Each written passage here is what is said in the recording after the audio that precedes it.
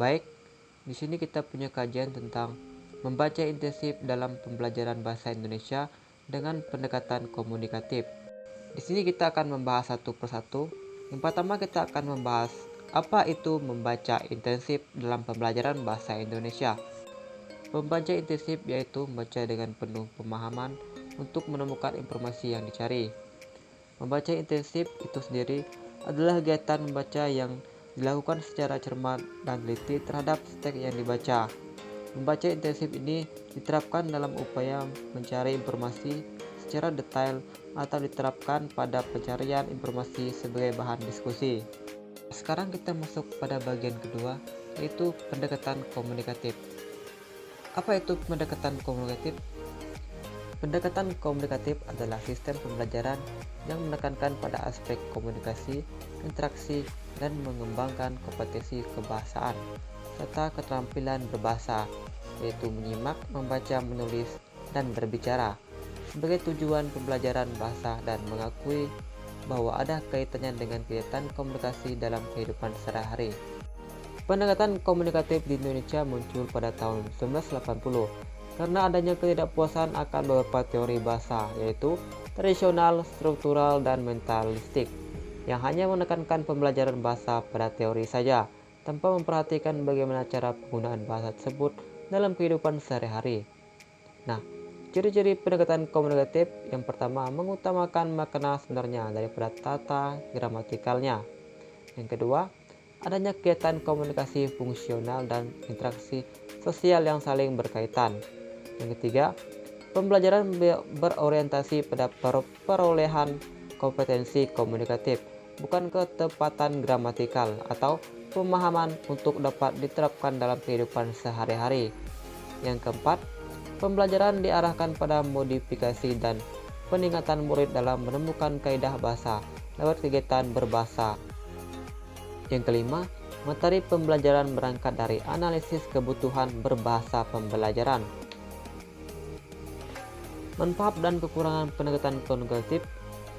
Manfaat pendekatan komunikatif yaitu ada tiga. Yang pertama, siswa termotivasi untuk mengembangkan keterampilan berbahasanya setelah mengetahui bahwa ada kaitannya dengan penggunaan dalam kehidupan sehari-hari. Yang kedua, siswa akan lebih mudah untuk berkomunikasi dan berinteraksi dalam kehidupan sosialnya.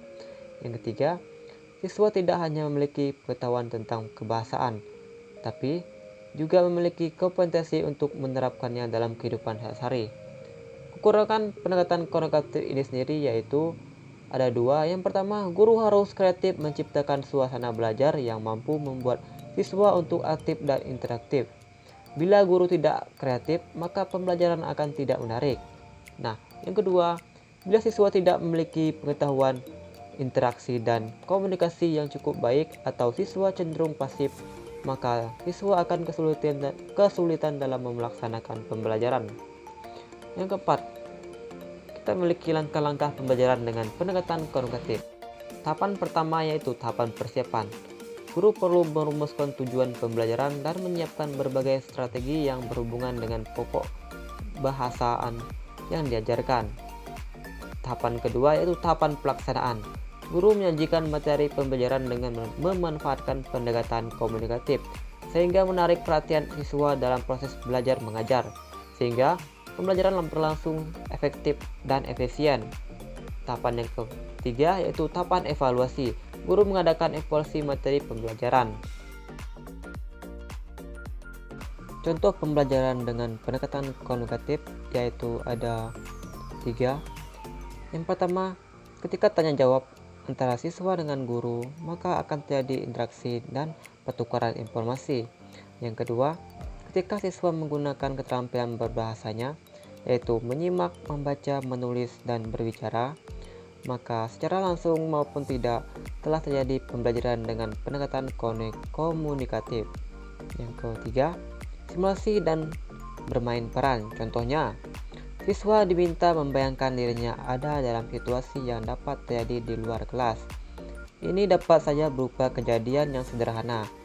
Misalnya, bertemu seseorang teman di jalan. Tetapi, dapat pula kejadian yang bersifat kompleks. Negosiasi di dalam bisnis.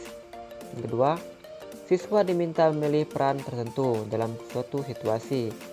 Dalam beberapa kasus, mungkin mereka berlaku sebagai dirinya sendiri, tetapi dalam beberapa kasus-kasus lain, mungkin mereka memperagakan sesuatu di dalam simulasi. Yang ketiga, mereka diminta berbuat seperti kalau situasi ini benar-benar terjadi, sesuai dengan peran mereka masing-masing.